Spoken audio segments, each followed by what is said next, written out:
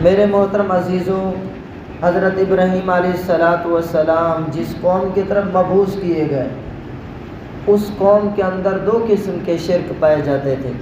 ایک بتوں کی بھی عبادت کرتے تھے، پوجا کرتے تھے، اور دوسرا کواکب پرستی بھی، ستاروں کی بھی پوجا کیا کرتے تھے۔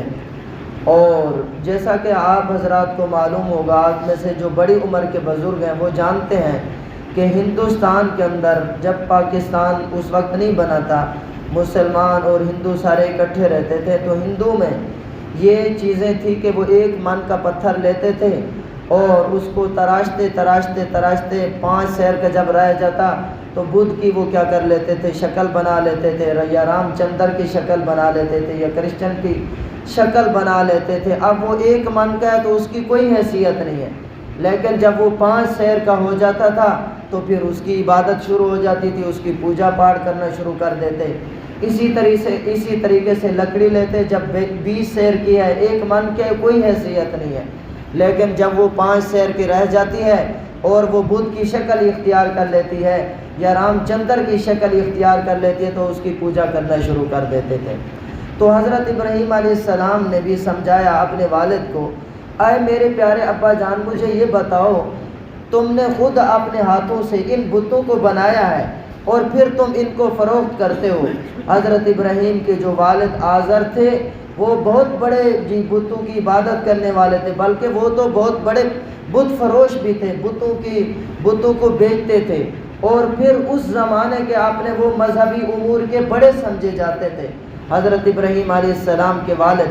تو حضرت ابراہیم علیہ السلام نے اپنے والد کو سمجھایا، اے میرے پیارے ابا جان، اتتخذ اصناما آلہۃ، ان بتوں کو آپ نے رب بنا لیا ہے، خود ان کو تم اپنے ہاتھوں سے تراشتے ہو، گھڑتے ہو، پہلے یہ پتھر ہوتے ہیں، پھر بناتے بناتے جب وہ ایک شکل اختیار کر جاتا ہے پھر اس کی تم عبادت کرنا شروع کر دیتے ہو۔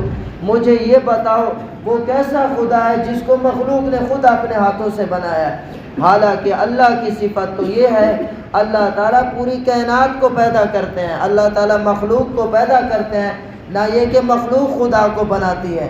پہلے خود اپنے ہاتھوں سے تم نے اس کو بنایا، پھر اس کی بے شراء کی بازاروں کے اندر پڑے ہوئے ہیں، فروخت ہو رہے ہیں، بک رہے ہیں۔ اب جب وہ بن جاتے ہیں تو پھر بک جاتے ہیں، پھر ان کی تم عبادت شروع کر دیتے ہو۔ اتتخذ اصناما آلیہ، کیا آپ نے ان بتوں کو خدا بنا لیا؟ انی اراک وقومک فی ضلال مبین، اے میرے پیارے ابا جان، میں آپ کو دیکھتا ہوں اور آپ کی قوم کو دیکھ رہا ہوں، یہ تو کھلی گمراہی کے اندر مبتلا ہے، آپ بھی کھلی گمراہی میں مبتلا اور آپ کی قوم بھی کھلی گمراہی کے اندر مبتلا ہے۔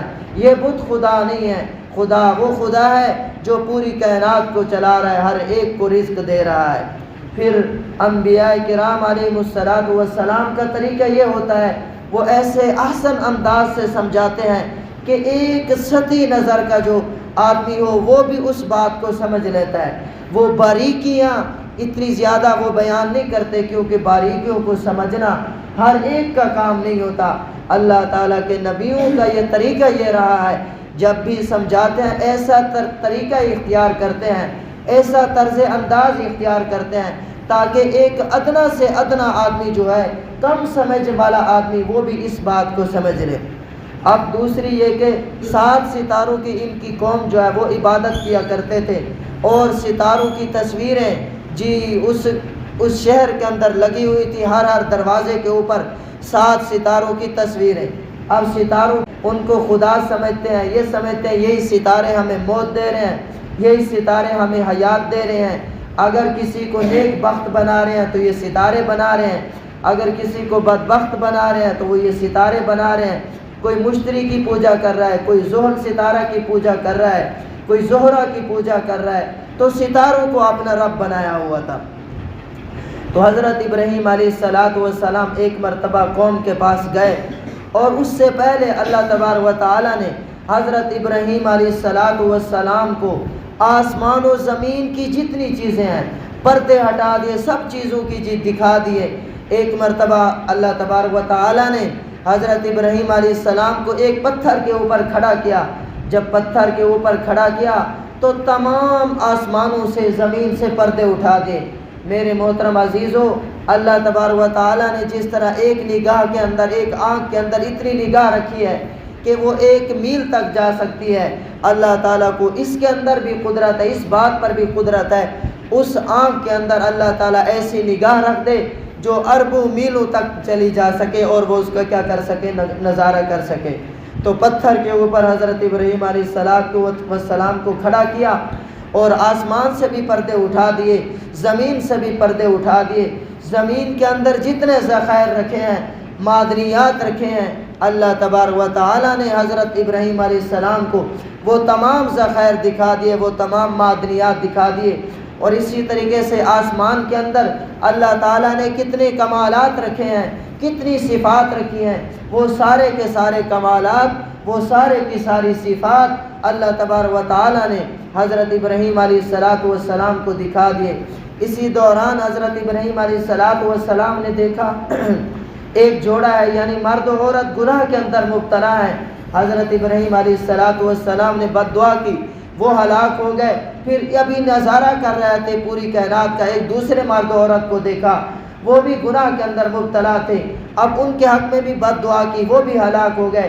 اب ایک تیسرے جوڑے کو دیکھا، جب بد دعا کرنے کا ارادہ کیا تو اللہ تبارک و تعالیٰ نے فرمایا، اے ابراہیم تم مقبول الدعوات ہو، مستجاب الدعوات ہو، جو بھی دعا کرو، جو بھی بد دعا کرو، تمہاری دعا اور بد دعا قبول کی جاتی ہے۔ یہ میری جو مخلوق ہے، میرا اپنی مخلوق کے ساتھ 3 طرح کا تعلق ہے، تم ان کے حق میں بد دعا نہ کرو۔ نمبر 1، جب بھی میری مخلوق مجھ سے سچے دل سے توبہ کرتی ہے تو میں ان کی توبہ کو قبول کرتا ہوں۔ نمبر 2، ان کی توبہ کو قبول کرنے کے بعد ان کی ذریت کے اندر نیک اولاد پیدا کر دیتا ہوں، نیک لوگ پیدا کر دیتا ہوں۔ یہ دنیا سے چلے جاتے ہیں، اب ان کی اولاد باقیات الصالحات کے اندر آ جاتی ہے، قرآن کریم کی تلاوت، اللہ کا ذکر کرتے رہتے ہیں۔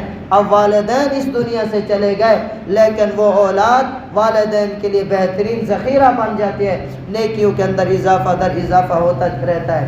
نمبر 3، میری جتنی بھی مخلوقات ہے، اگر یہ نیک اعمال کر رہے ہیں، مجھ پر ایمان لا رہے ہیں، تو آخرت کے اندر ان کو بہترین بدلہ دوں گا۔ لیکن اگر یہ کفر اختیار کرتے ہیں، شرک اختیار کرتے ہیں، تو پھر آخرت کے اندر ان کو سزا دوں گا۔ ان کے حق میں آپ بد دعا نہ کریں۔ تو اللہ تبارک و تعالیٰ نے حضرت ابراہیم علیہ السلام کو تمام عجائبات دکھا دیے تاکہ کامل یقین حاصل ہو جائے حضرت ابراہیم علیہ السلام کو۔ اب حضرت ابراہیم علیہ السلام جب دیکھ چکے، آسمان کو بھی دیکھ چکے، زمین کو بھی دیکھ چکے، جمی چیزوں کو دیکھ چکے، اور یہ دیکھ چکے کہ آسمان کی جتنی چیزیں ہیں، زمین کی جتنی چیزیں ہیں، یہ سب محتاج ہیں اللہ تعالیٰ کے امر، اللہ کے حکم کی پابند ہیں۔ کوئی چیز اپنے ارادے سے، اپنے اختیار سے حرکت نہیں کر رہی، بلکہ سب چیزیں اللہ کے حکم کی پابند ہیں۔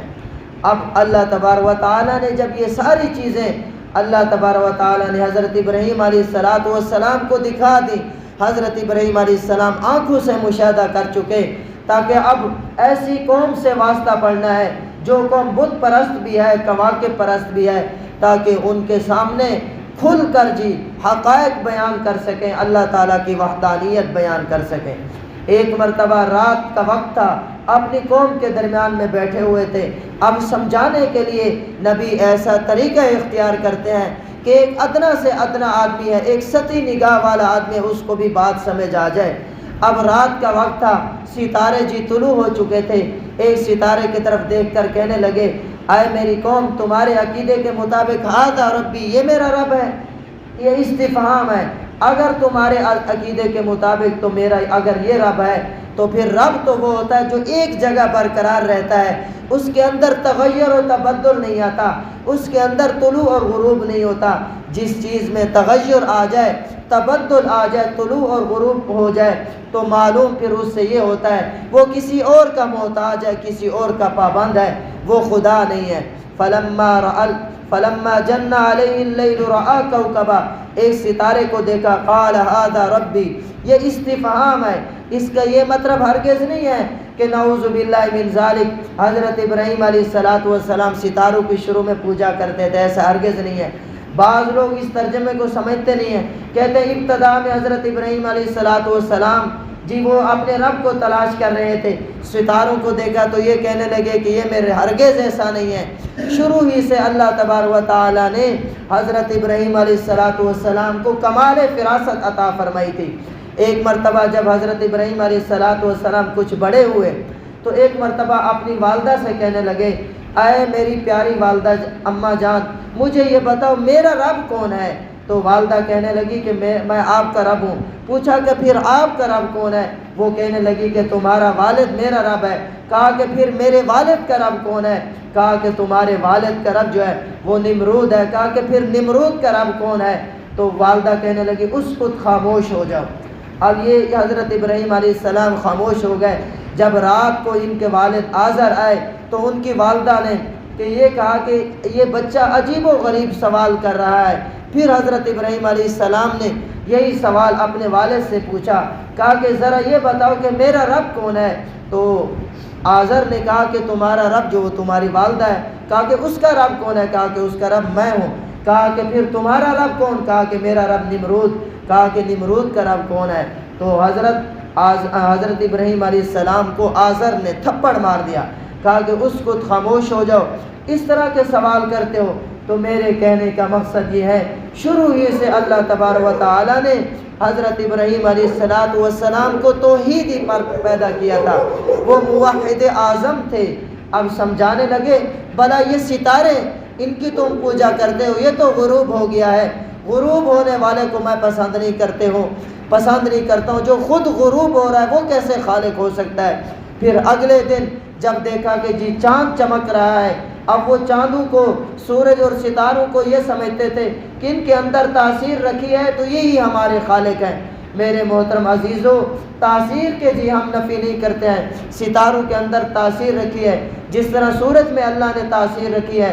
سورج کے اندر تپش ہے، سورج کے ارد گرد 27 ملین جی اللہ تبارک و تعالیٰ نے تپش رکھی ہے، اس کا کوئی انکاری نہیں ہے۔ سورج کی تپش سے ہم فائدہ اٹھاتے ہیں، اسی سورج کی گرمی سے، سورج کے قرب و بعد سے جی ہمارے موسم پر اثر پڑتا ہے۔ اسی سورج کے قرب و بعد سے گرمی بھی آتی ہے، سردی بھی آتی ہے، اور اسی طریقے سے چاند کے اندر اللہ تبارک و تعالیٰ نے یہ تاثیر رکھی ہے۔ چاند کے ابتدائی ایام میں آپ جا کر جس سمندر کے کنارے کے اوپر کھڑے ہو جائیں اور جا کر دیکھیں سمندر کی موجوں میں جو مد و جزر پڑتا ہے، یہ چاند کی وجہ سے پڑتا ہے۔ پہاڑوں کی طرح سمندر کی موجیں اڑتی ہیں، اٹھ رہی ہیں، کبھی جھک رہی ہیں۔ یہ ساری جو موجیں ہیں یہ اسی چاند کی وجہ سے ہیں۔ آپ صلی اللہ علیہ وسلم نے ارشاد فرمایا، اگر کوئی پچھلے لگوانا چاہتا ہے تو پھر 17 کو، 19 کو، 21 کو لگوائے، یہ بہترین دن ہے۔ ہمارے جسموں کے اوپر براہ راست چاند کی روشنی جو ہے وہ اثر انداز ہوتی ہے، اور عورتوں کو جو ماہواری خون آتا ہے وہ بھی چاند ہی کی وجہ سے آتا ہے۔ چاند کا ان کے اوپر بھی اثر پڑتا ہے۔ تو فرمایا کہ اسی طریقے سے ستارے ہیں، بعض ستاروں میں اللہ تعالیٰ نے برودت رکھی ہے، ٹھنڈک رکھی ہے۔ ان کی تاثیر کیا ہم انکاری نہیں ہے، لیکن ان کی تاثیر حقیقی نہیں ہے، وہ تاثیر ان میں اللہ تعالیٰ نے رکھی ہے۔ لیکن وہ جو لوگ تھے وہ ان کی تاثیر کو حقیقی تاثیر سمجھتے تھے اور یہی کہتے تھے کہ یہ ہمارے خدا ہیں، یہی کائنات کو چلا رہے ہیں۔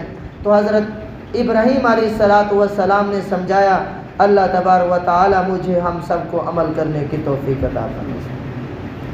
اللہم انت السلام و منک السلام تبارک ربنا و تعالیت یا ذا الجلال والاکرام۔ اللہم صلی علی محمد النبی الامی و علی آلہ وسلم تسلیما۔ ربنا آتنا فی الدنیا حسنہ وفی الآخرۃ حسنہ وقنا عذاب النار۔